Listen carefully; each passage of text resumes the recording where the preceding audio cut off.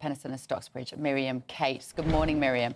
Kemi Badenoch, morning, good to see you, has been writing about this in one of the papers this morning, and she says that people will say this is just electioneering and they could have done it sooner. Is that the case? Well, of course, it's always the case that things could have happened faster, but actually this has been as part of the plan for a while. A year ago, this was debated in Parliament, just less than a year ago. There's a big debate in Westminster Hall. A number of MPs, including myself, spoke about the need to do this. And that was off the back of a campaign run by the charity Sex Matters, and also recommendations from the Equalities and Human Rights Commission recommending that Kemi Badenoch did exactly this. So, of course, this is now a policy announcement mid-campaign. It will be in the manifesto. But had the election not been called when it was, I do understand that this would probably be in part of next term's legislation, if you like. But yes, of course, all these things should have been done sooner. I absolutely agree. But I'm really pleased that the government is proposing this now. On a practical level, Miriam, what will this mean for women, but also for trans people?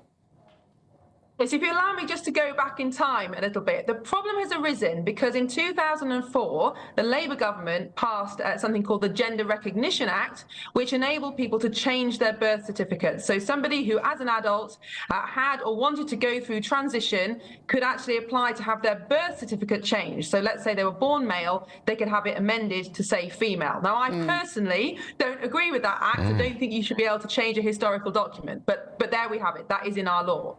Then, in 2010, the Equality Act was passed, also by outgoing Labour government, that introduced protections against discrimination on the grounds of race and disability and all sorts of things that everybody would very much agree with, but also on the basis of gender reassignment, if you like. So you can't discriminate against somebody. You can't not give someone a job, for example, on the basis of them being trans, which, again, the vast majority of people would agree with. But the difficulty has arisen because the Equality Act uses sex and gender almost interchangeably, which at the time nobody raised an eyebrow, but of course since then those two things have come to mean something very different, and we've got into a real mess because lots of public services don't know whether they're allowed to forbid biological males from entering toilets, changing rooms, playing sports, hospital wards, because they don't want to be sued for discriminating against somebody who may be a man but presents as a woman. So this is why we've got into this confusion and why we desperately need this clarification. Do you think it matters to anybody, though, this issue, in terms of how they're going to vote, Miriam? When you're knocking on doors at the moment and going around campaigning, does anybody open the door and say, what I really want is clarification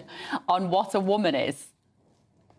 Well, actually, they do open their doors and they do speak about protections for women and girls specifically. Obviously, as an MP, I particularly have stood up on these issues. So I think, you know, part of it is that my constituents, some of them recognise that. But certainly a lot of women and fathers of daughters are very concerned about what it means for women to go into toilets and changing rooms and play sports and not be able to know, not be able to have guaranteed to them that they won't find men in their changing rooms. Now, there have been some horrific incidences. Kemi Badenoch herself wrote about one of these today, of girls and women who have been attacked, sexually abused by men who have come into their toilets, their safe spaces.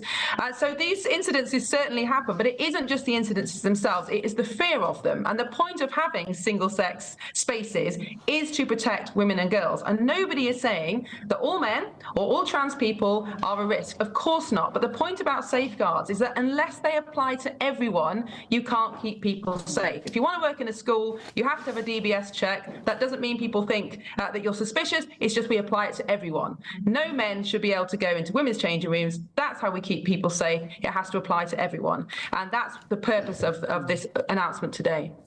All right, that's Miriam Cates.